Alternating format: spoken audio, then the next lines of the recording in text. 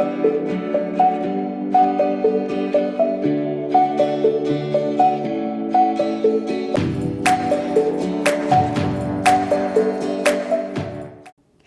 I'm Annemarie with Speak Confident English, and welcome to this week's Confident English lesson.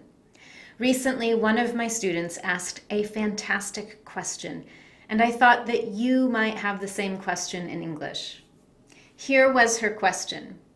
Recently, I've been wondering how to leave a really good voice message, or even how to set up my own voicemail when I can't pick up my phone. That is a fantastic question because definitely communicating on the telephone is always a challenge. And voicemails, particularly in business, are an important part of our daily life. Now, before I go any further, I do want to say it was awesome that she used the phrasal verb to pick up the phone. As you know, native English speakers love phrasal verbs, and we use them all the time. To pick up the phone is a common phrasal verb that means to answer the telephone. In her question, we could also say, when I can't get to the phone. That is another common way to say that we're unable to answer or check our telephone. But now let's get to the focus of today's question. How can you successfully leave a telephone message for someone else? And how to set up a voice message in English on your phone. In today's Confident English lesson, we're going to talk about 3 things.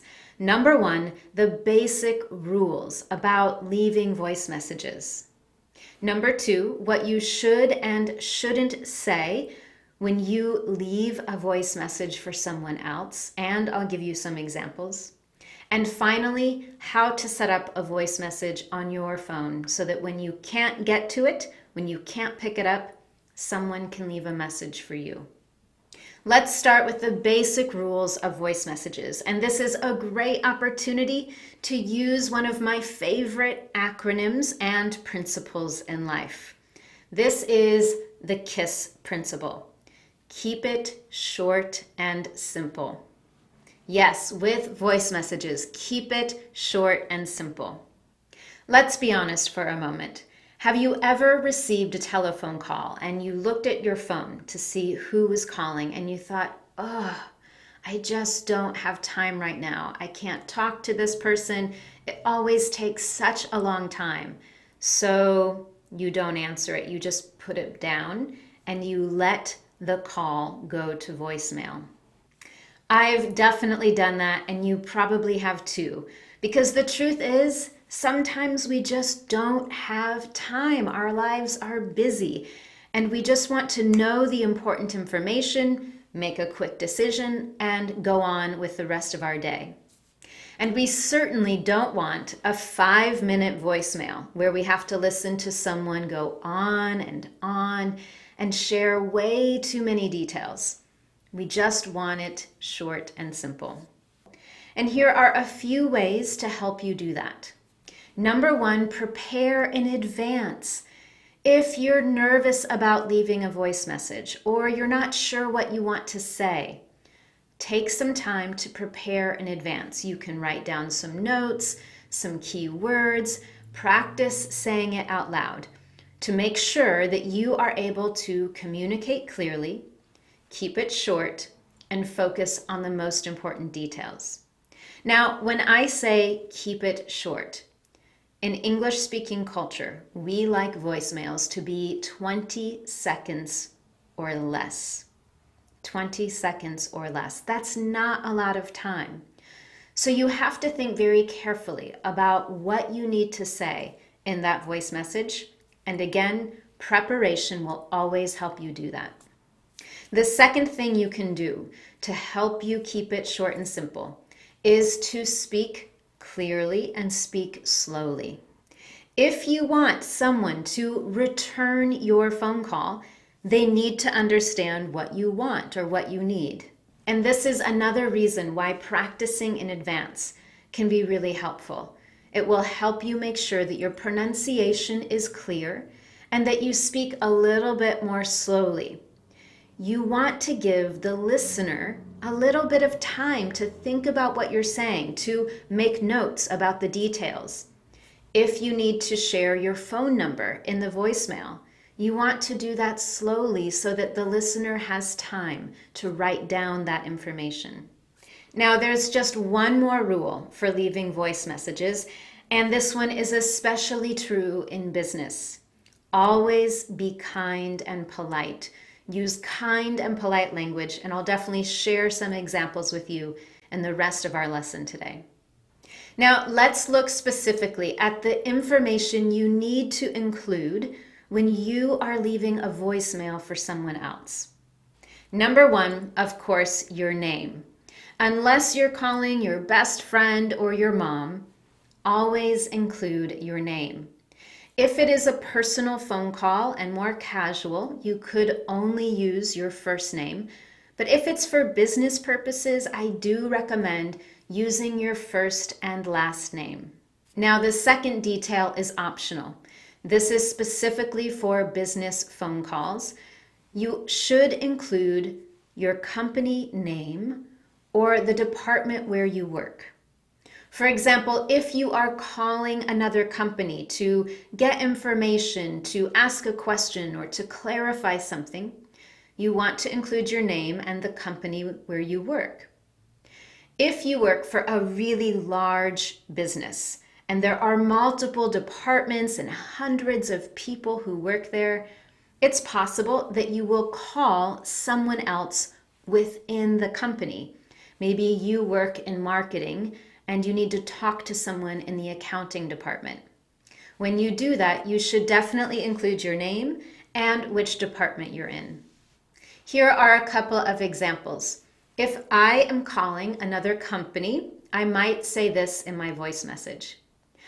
Hi, Lynn, this is Annemarie Fowler with Speak Confident English. Or if I'm calling someone else within the business, I might say, Hi, Lynn, this is Annemarie in accounting. Or this is Annemarie in the accounting department. Now, the third detail that you need to include for personal and business voicemails is the reason you are calling. And this is one of the most important details because they need to know what you want. Why should they call you back? Now, don't forget, we have to use that KISS principle. Keep it short and simple. You might be calling with 5 questions, or maybe there are several things you need to talk about. You want to try to summarize it into 1 or 2 very short, clear sentences to state why you're calling. Again, here are a couple of examples. Hi, Lynn, this is Annemarie with Speak Confident English. I'm calling to follow up on our discussion at the conference last week. Or another example. Hi, Sue, it's Annemarie in accounting. I'm calling to discuss the paperwork you submitted for reimbursement yesterday. In both of those, I've used just 1 sentence to talk about my reason for calling. The fourth detail to add to your message is what is the best way for them to contact you? Is it best for them to call you back? Would you prefer an email or a text? And is there a day of the week or a time that is best for you? And this is where you definitely want to leave your phone number. Now, again, if you're calling your mom or your best friend, they probably have your phone number, I hope. But if you're calling for more professional or business reasons, again, it's important to leave your phone number. They need to know how to contact you. And this is where it's important to speak clearly and speak slowly. I also recommend that you say your phone number twice. Give your phone number once and repeat it. Have you ever listened to a voice message and someone shared their email address or their phone number only one time and you didn't have enough time to get all the information, so you have to listen to the whole voicemail again just to get that phone number? It's super frustrating. We don't want to do that. So I recommend repeating your phone number 2 times so that they have the opportunity to get all the information they need to contact you. Here's an example. Hello, Lynn. This is Annemarie with Speak Confident English. I'm calling to follow up on a discussion we had at the conference last week. The best way to reach me is by phone, Monday through Friday, anytime during the workday. And my number is 222-231-2323. Again, my phone number is 222-231-2323. Now, that's not my real phone number. It's a fake number. I don't know whose number it is, but it's just an example to show how to repeat it twice in your message. Okay, so a quick review. In a voice message, you leave your name, your company or department if necessary, the reason that you're calling, and the best way to reach you, including your phone number or an email address. So now we need to end the voicemail, and we always do it in a very simple and polite way. Typically, we end a voicemail with thank you or have a good day. The examples that I've just used are really focused more on professional English, but in the online lesson, I've given you several more examples of both professional voice messages and more casual or personal ones. So if you want to look at additional examples and more common expressions or sentences that we use, be sure to check out the online lesson. Now that you know the rules of voice messages and the information you need to include, let's talk about putting a voicemail in English on your phone. Number one, start with a greeting. And this is very simple, just a hello or hi, and then follow that with your name. Again, you want to state your company or your department if you are setting up a voicemail on a telephone that you use at work. Number four, state that you're unable to take the call. It might be something simple like, I'm sorry, I can't take your phone call right now. Or maybe it's letting the caller know that you're on vacation. Number five, ask the caller to leave you a message. And finally, number six, let them know that you will definitely return their phone call or give them someone else to contact. Maybe it's an emergency, or perhaps you're on vacation and you'll be away for several weeks, but this person needs to talk to someone now. Is there someone else they can call? If so, be sure to include that information. In this video lesson, I'll share with you an example of a common voicemail that you could use on your own phone. But once again, I've included more examples in the online lesson. So if you'd like to take a look at those, be sure to visit that lesson. Here is a very common basic example. Hello, this is Laura Brown. I'm sorry I can't take your call right now, but please leave a message after the tone, and I'll be sure to call you back as soon as I can. Thank you. And that's it. Very simple, clear, and short.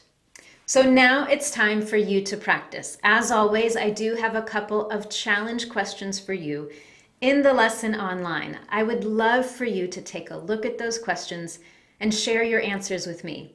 You can do that by sharing in the comments section at the bottom of the lesson. Thank you so much for joining me, and I look forward to seeing you next week for your Confident English lesson.